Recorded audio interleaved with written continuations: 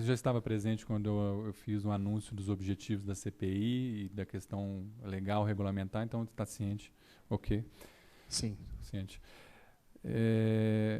Nós não podemos aqui desviar do objeto, do foco da CPI, então, só retomando para que a gente se mantenha neles, né? Então, nós estamos avaliando aqui a ruptura do contrato entre a Prefeitura de Vinhedo e a Santa Casa e analisando as possíveis consequências disso e verificando se o sistema de urgência e emergência que substituiu o anterior ele está adequado e funcionando adequadamente. Então, acho que a contribuição do Sindicato dos Servidores é mais em relação a esse foco do funcionamento atual desse sistema, né? Já que o Sindicato dos Servidores não atuava no interior da Santa Casa. Então, já iniciando, a primeira questão que a gente gostaria de colocar é o seguinte: a Prefeitura de Vinhedo, naquele momento da ruptura do contrato com a Santa Casa, consultou, promoveu algum debate que vocês tenham conhecimento com os trabalhadores da saúde, com o Sindicato dos Servidores, em relação a essa possível ruptura e uma possível preparação desses servidores que iriam atuar na UPA e no PA da Capela, principalmente sobre essa ruptura? Em nenhum momento a Prefeitura consultou os trabalhadores da saúde e muito menos os preparou para assumir o serviço de saúde hospitalar depois da ruptura.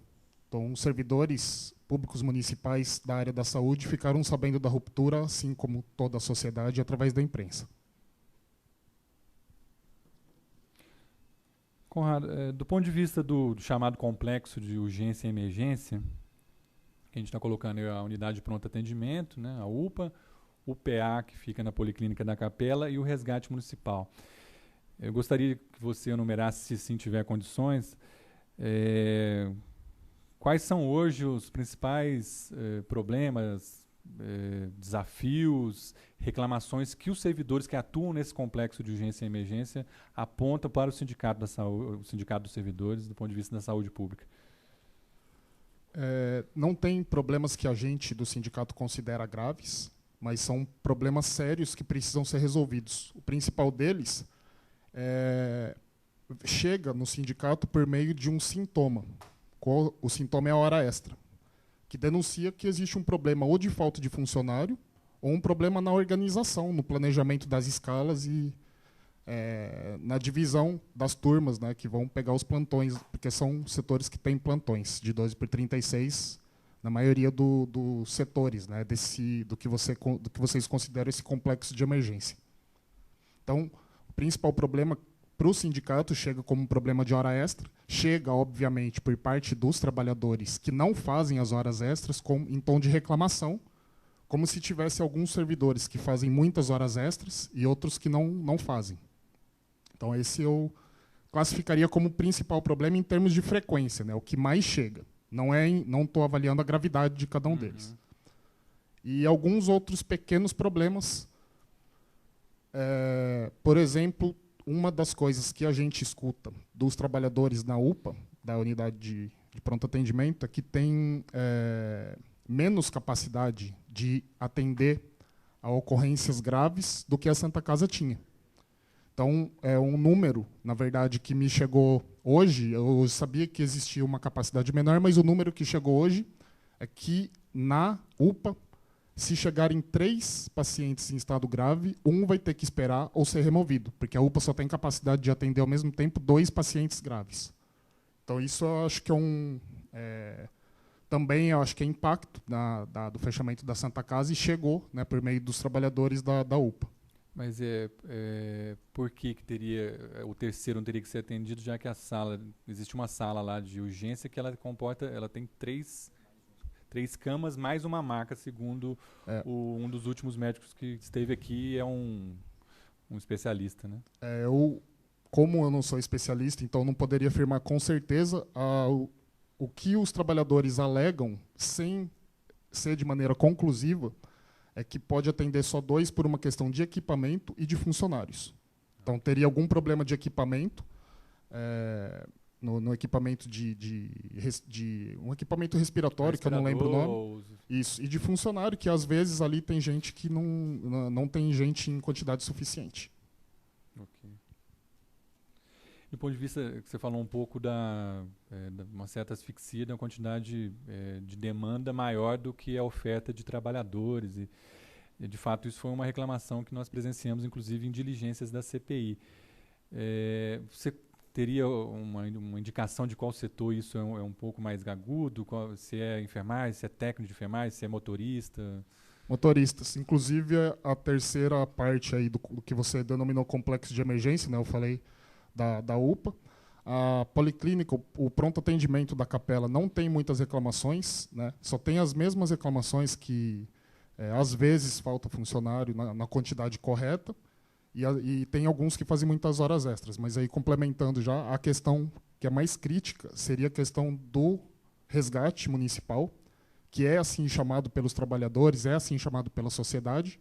Então, um dos problemas também que agudizou esse mal-estar que existia e existe entre os trabalhadores do resgate municipal, além de algumas outras questões, alguns problemas de infraestrutura que acho que já foram colocados aí pela imprensa, que é principalmente a questão do telefone que não tem gravador nem identificador. Tem uma reclamação quanto à localização. Eles ficam no lugar que é afetado por barulho externo, e também tem um problema que eu achei grave, especialmente grave, que não tem um lugar adequado para lavar os equipamentos, inclusive às vezes, né, às vezes não, sempre contaminados, né? Sim, a partir do momento que fez o atendimento está contaminado, mas às vezes contaminado por sangue, é lavado no mesmo tanque onde são lavados outros objetos de uso dos trabalhadores ali do resgate. E a hora extra, de fato, onde tem mais reclamação é no setor do resgate. Tem as denúncias é que um grupo de motoristas faz muitas horas extras e os outros não fazem. Existe uma denúncia de que alguns trabalhadores escalados para fazer um regime de 12 por 36, né, onde o trabalhador trabalha por 12 horas e descansa por 36 horas, que na prática eles estão fazendo 12 por 12. Então eles trabalham 12 horas todos os dias, do dia 1º ao dia 30 de cada mês, obviamente recebendo uma quantidade considerável de horas extras aí. Os documentos que chegaram, a gente até relatou isso para a própria secretária de Saúde e para o coordenador de urgência e emergência, que a média de horas extras realmente era bastante elevada em alguns setores, chegou até a mais de 200 horas extras mensais. Em relação a essa questão do resgate, o resgate responde a uma série de legislações, inclusive tem uma portaria estadual que o regulamenta. Essa portaria diz que, por exemplo, necessitaria de ter do município ter 2 ambulâncias, necessitaria de ter um técnico auxiliar de regulação médica, o TARM, a ambulância precisaria de ter aparelhos mais adequados, enfim. Nós fomos surpreendidos no decorrer da CPI, por uma informação da própria secretária de Saúde, que o resgate municipal, na verdade, não era mais resgate municipal, era um serviço de atendimento básico à vida. E que, portanto, ele não respondia mais às obrigações da portaria estadual da Secretaria da Saúde, do setor de vigilância sanitária. Vocês foram comunicados disso? Têm conhecimento disso? A Prefeitura fez algum relato para os trabalhadores, para o próprio sindicato? Não temos conhecimento. Inclusive, os próprios servidores reclamam disso, porque não chegou nada por escrito para eles. E quando chega uma ocorrência que é típica de resgate, por exemplo, um acidente na rua com um politrauma, que não é um serviço típico de ambulância, é um serviço típico de resgate. E, às vezes, por inúmeros problemas, os bombeiros não têm condições de atender naquele momento. E eles ficam numa situação que é complicadíssima. Eles ficam entre atender, porque são resgatistas, eles são formados, eles foram contratados como resgatistas, e preservar a vida, ou incorrer em desvio de função. Se eles, por outro lado, se recusam a atender, eles ficam temerosos de sofrerem processos administrativos por insubordinação. Então, a falta de esclarecimento formal, porque formalmente não chegou nem para o sindicato e nem para os trabalhadores se é ou não é resgate. Inclusive, ontem a Prefeitura, no seu site, usou a expressão resgate. num outro assunto referente a calendário dos expedientes aí por ocasião da Copa do Mundo.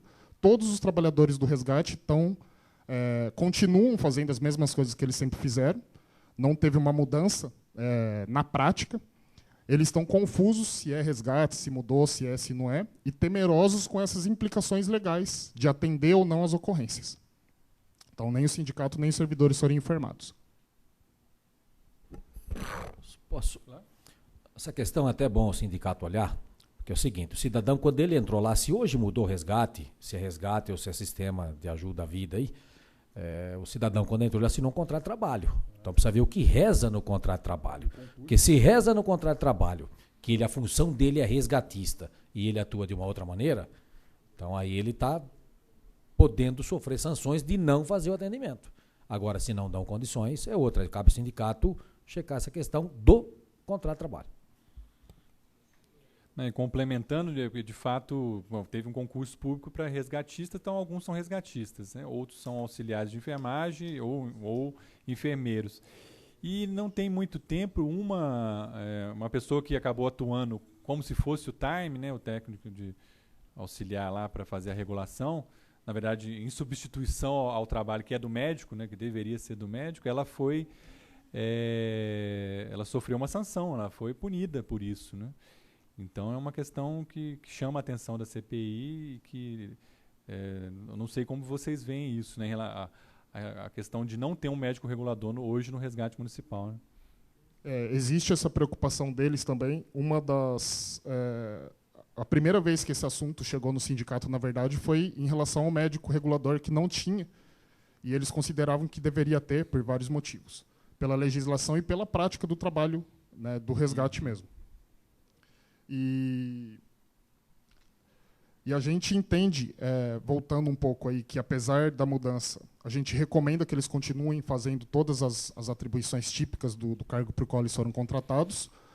E a gente também recomenda que, na falta dos trabalhadores adequados para aquilo, por exemplo, alguns deles alegam que deveria ter uma pessoa especialista no atendimento, uma telefonista, que não é uma telefonista comum, que tem que ter um certo treinamento, e muitas vezes os próprios resgatistas ou motorista ou técnico de enfermagem que atende ao telefone. A gente sempre recomenda, a gente sempre indica, não só a diretoria do sindicato, como a assessoria jurídica também, que na falta do profissional correto, quem estiver ali tem que dar conta do trabalho, seja pelas questões aí humanitárias, né, tem alguém precisando de ajuda, você pode ajudar, você ajuda, seja pelas questões legais, porque a gente sabe que, infelizmente, se acontecer de ter algum problema por falta da telefonista especializada ou por falta do médico regulador, a gente sabe que, na prática, pode acabar estourando para o lado mais fraco da conversa. Então, a gente sempre orienta que, mesmo na falta do médico regulador, na falta da telefonista, que quem tiver ali à disposição que faça o trabalho, mesmo considerando que o certo era ter o